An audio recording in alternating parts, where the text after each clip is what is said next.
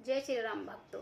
राम मंगल भवन अमंगल हारी रामा, राम द्रव सुदसी रति अजिर बिहारी सिया रामा। राम सिया लखन जय सुख सुख सुकुले ही रामा, रम सो रघुनाथ करई सो के ही सिया रामा।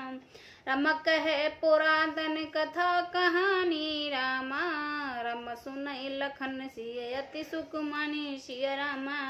सीता जी और लक्ष्मण जी के जिस प्रकार सुख मिलते हैं इसे रघुनाथ जी वही करते हैं और वही कहते हैं। भगवान प्राचीन कथाएं और कहानियां कहते हैं और लक्ष्मण जी तथा सीता जी अत्यंत सुख मानकर सुनते हैं। जब जब राम अवध सुध करही, तब तब बार बिलोचन भरही। सुमर मात पित परिजन भाई, भरत सिंधे शील सेवकाई। जब जब से रामचंद्र अयोध्या की याद करते हैं तब तब उनके नेत्र में जल भराता है। माता पिता कुटुंबी और भाइयों तथा भरत के प्रेम शीतल और सेवक को याद करके कृपा सिंदर प्रभु होए दुखारी। धीरज धरो कुसुमे विचारी, लखसिय लखन बिकल हो जाय। जिमपुर सही अनुसार पर छाई। कृपा के संबंध प्रभु से राम जी दुखी हो जाते हैं किंतु फिर कुसुम समझकर धीरज धर कर लेते हैं। श्री राम जी के दुखी देखकर सीता जी और लक्ष्मण जी भी व्याकुल हो जाते हैं। जैसे किसी मनुष्य की परछाई उस मनुष्य के समान ही चेष्टा करती है। प्रिय बंद गति लेख रघुनंदन, धीर कृपाल भगत और चंदन।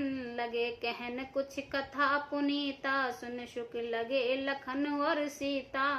तब धीरज कृपालु और भक्ति के हृदय को शीतल करने के लिए चंदन रूपी रघुकुल को आनंद करने वाले से राम जी प्यारी पत्नी और भाई लक्ष्मण की दशा देकर कुछ पवित्र कथाएं कहने लगे हैं, जिन्हें सुनकर लक्ष्मण जी और सीता जी सुख प्राप्त हुए हैं। राम लखन सीता सहित सोहत परन निकेत, जिमवा सब बस अमरपुरी सच जयंता समेत। मंगल भवन अमंगल हारी, द्रवौ सुदर्शी रति अजिर बिहारी।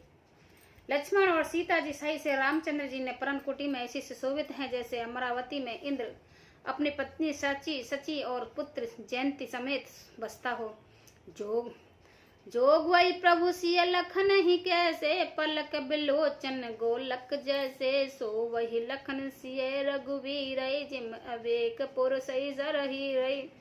प्रभु श्री रामचंद्र ने सीता और लक्ष्मण कैसे सवाल रखते हैं जैसे पलकों के नेत्रों के गोलक की। इधर लक्ष्मण ने सीता जी और श्री राम जी अथवा लक्ष्मण और सीता जी श्री रामचंद्र जी के ऐसा सेवा करते हैं जैसे अज्ञानी मनुष्य शरीर के करते हैं। हे विद प्रभु बन बसई सुखारी, खग मग सुर तापस हितकारी। कहो राम बन गवन सुहावा, सुनो सुमंत्र अवध जिम पक्षी पशु देवता और तपस्वियों के हितकारी प्रभु इस प्रकार सुख पूर्वक वन में निवास कर रहे हैं।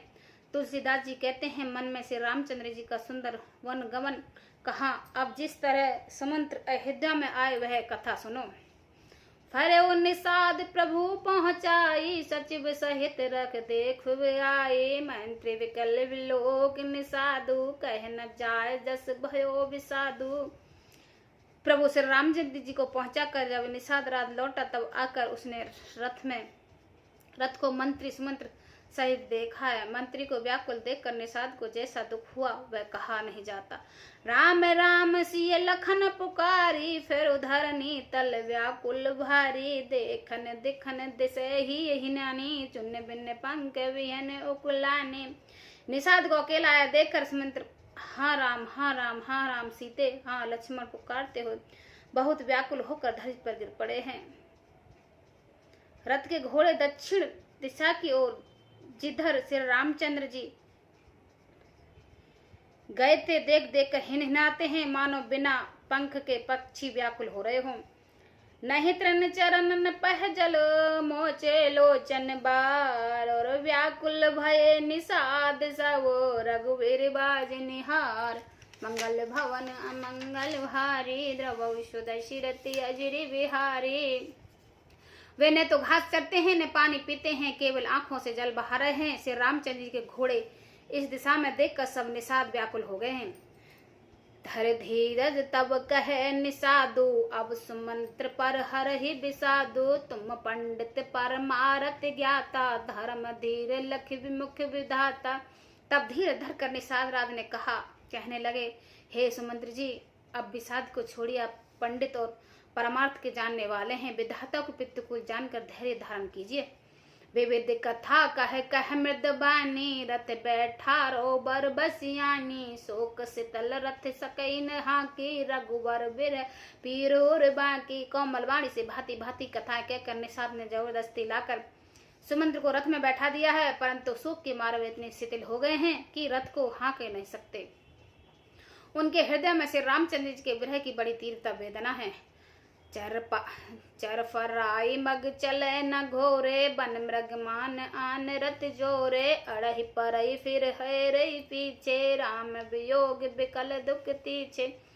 घोड़े तड़फड़ाते हैं और ठीक रास्ते पर नहीं चलते, मानो जंगली पशु लाकर रथ में जोत दिए हों गए हों। वैसे रामचंद्र जी के वियोग के घोड़े कभी ठोकर खाकर गिर पड़ते हैं, कभी घूमकर पीछे की ओर देखने लगते हैं। वे तीक्ष्ण दुख से व्याकुल हैं। जो कहे राम लखन बेदेही, हिंकर हित हिंक्रेही। बाजई ब्रहगति कहे किम जाति, बिन मन फिन बिकल चे भांति। जो कोई राम लक्ष्मण या जानकी का नाम लेता है, वे घोड़े हिन हिनाकर उसी की ओर व्यार से देखने लगते हैं। घोड़ों को वृहदशा कैसी कहा जा सकती है? ऐसा व्याकुल है जैसे मणि के बिना सांप व्याकुल हो। भयो निषाद विषाद बस, देखत सचिव तुरंग। बोले से सुसेवक चार, तब दिए सारथी संग। मंगल भवन अमंगल हारी, द्रवौ सुदशरथि अजरि बिहारी। मंत्री और घोड़ों की यह दशा देखकर निषाद ने विषाद के वश हो गए हैं। तब उसने अपने 4 उत्तम सेवक बुलाकर सारथी के साथ कर दिए हैं। गोहो सारथी फिर पहुंचाई, बिरह विषाद बरन नहीं जाई। चले अवध ले रथई निषादा, होए छनई छन मगन निषादा। निषाद राजगृह सारथी सुमंत्र जी को पहुंचाकर विदा करके लौटा। उसके विरह और दुख का वर्णन नहीं किया जा सकता। वे चारों निषाद रथ लेकर अवध को चले। सुमंत्र और घोड़ों को देख कर वे भी क्षण भर विषाद में डूब गए थे। सोच सुमंत्र विकल दुख दीना, दिग जीवन रघुवीर विहीना। रहे न अंत अधम शरीरा, जस न ले बिछरत रघुवीरा। व्याकुल और दुख से दीन हुए सुमंत्र जी ने सोचते कि सिर रघुवीर के बिना जिनको जो धिक्कार है, आखिर यह अधम शरीर हो रहेगा तो ही नहीं, अभी से रामचंद्र के पिछड़ते ही छूटकर इसने यश क्यों नहीं ले लेता।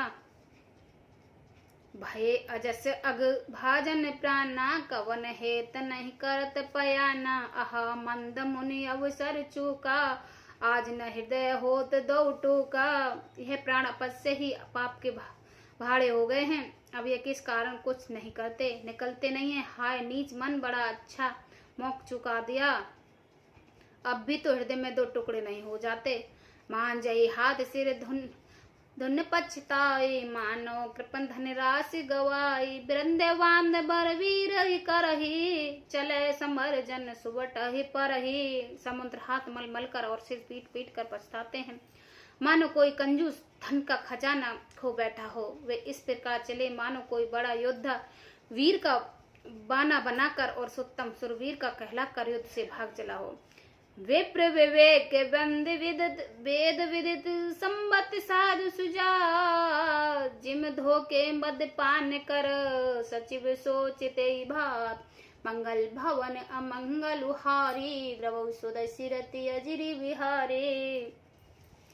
जैसे कोई विवेकशील वेद का ज्ञान, साधु समता आचरण वाला और उत्तम जाति का कुलीन ब्राह्मण धोखे से मंदिरा पी ले और पीछे पछतावे, उसी प्रकार मंत्री सोचकर पछता रहे हैं। जय श्री राम भक्तों।